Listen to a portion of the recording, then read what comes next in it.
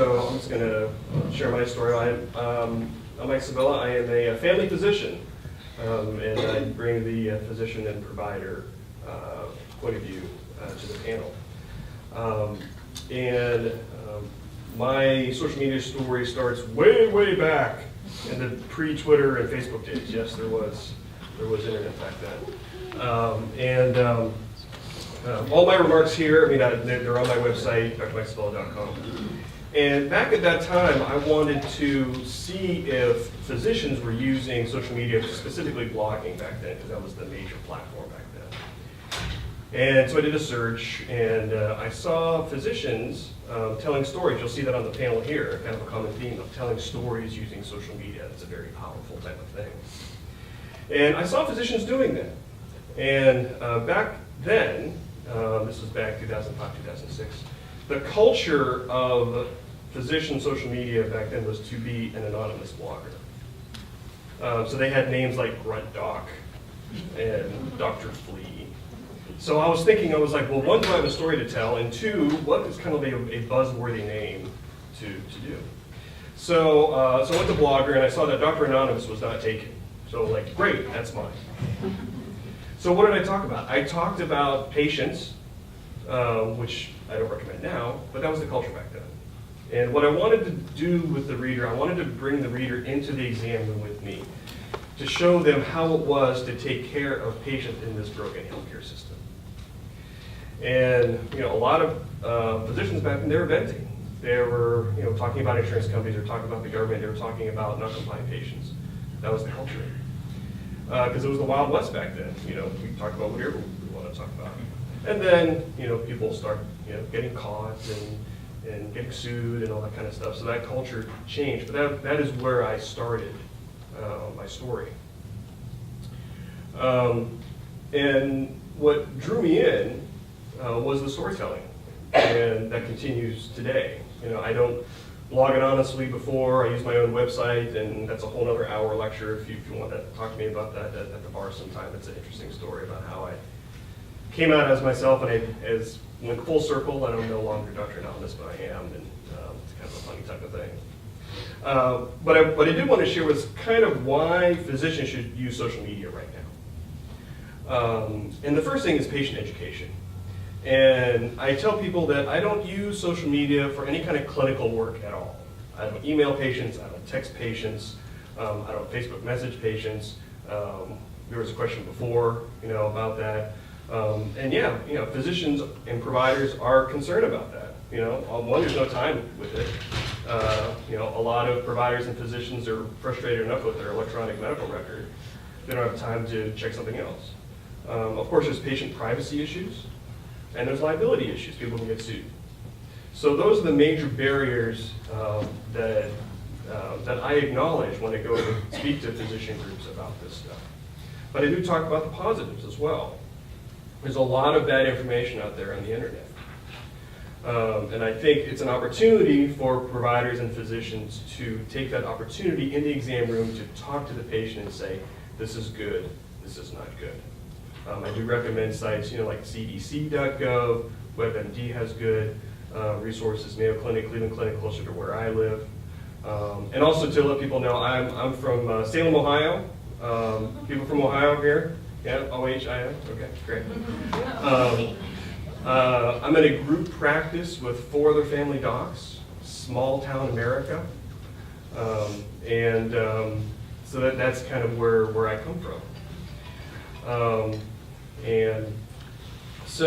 And a lot of physicians who you know now, who you may know now, started because of this patient information.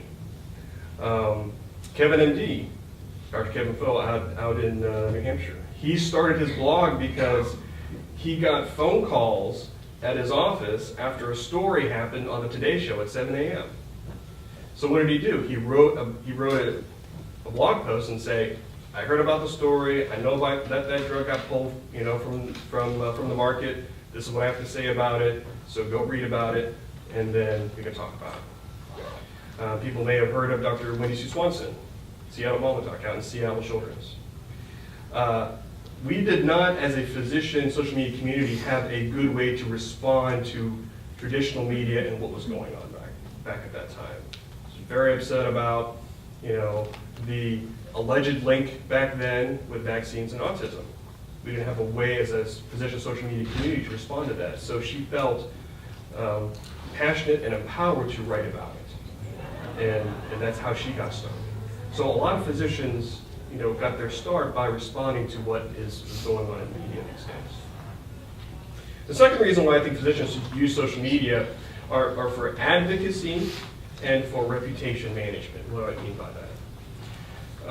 When I speak to my colleagues at family medicine meetings, I tell them that we as primary care, we as family physicians, have let other people tell the family medicine story, and it's the wrong story. We're gatekeepers, we keep you from the real doctors, from the surgeons. I mean, we have let that people do that to us, like the media. So I try to empower my own specialty and say, especially with health policy, we talk about Medicare, we talk about things going on in the State House in Washington, why we as a specialty think we have some of the solutions to fix this broken healthcare system. And we have a little Twitter community ourselves that we came up with. It's called FM Revolution, Family Medicine Revolution. And what do we talk about there? We talk about things in the news, things that are going on in primary care and family medicine. You can see this research study saying that the model patient-centered medical home, does have better outcomes, is cheaper, people are happy with it, providers are happy with it. The latest study that's out. Other people, they just tweet why they love being a family doc. When I talk to people outside of the medical community, they're like, when I talk to my doctor, they're always angry. So I go there and say, I just delivered a baby, yay, way. And I go there and I get energized, just like I go when I see my colleagues at family medicine meetings. So we do that for advocacy, we do that to have a community. Now when I talk about reputation management, I turn that all to you in your organizations. Are you writing your own social media story for your organization? Are other people defining you on social media? What is your perception of your organization? Do you Google your organization? What are people saying about it? When I tell doctors, I say, when you go to Google, use the little mouse thing, turn it on, put your name in, and what happens? And what happens is, it's not their Physician of the Year award that they won, okay?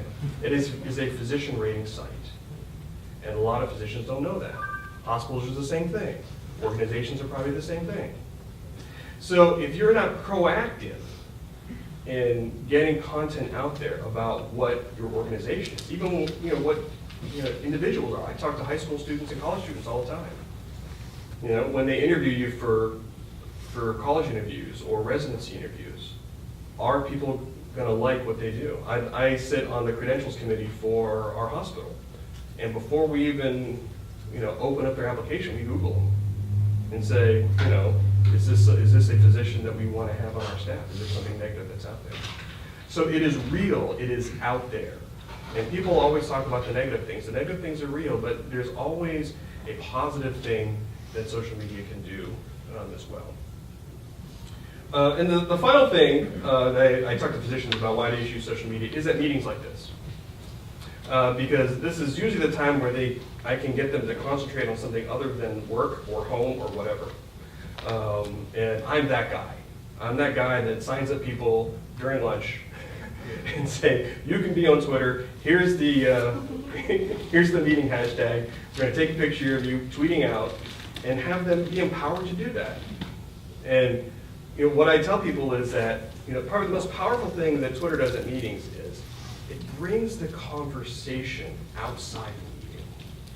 You can bring the conversation worldwide. Something that you tweet out during a session in this meeting, somebody can respond to outside. And that's a powerful thing that people want to know, because everybody loves the meeting while they're here, but I wish I could share it with people at home. You can do that with social media, and you can do that with Twitter. So before we start taking questions, I just want to tell people, what I do. I kind of dabble in a little bit of everything. I have a blog, I have a podcast, I'm on Twitter, I'm on Facebook, I'm on LinkedIn, and I tell physicians, you don't have to be as nuts as I am to do everything that I do, okay? But you have to, as physicians and providers, you have to at least recognize that it's out there. Because if you ignore the powerful communication tool of social media, then you're going to ignore it at your peril.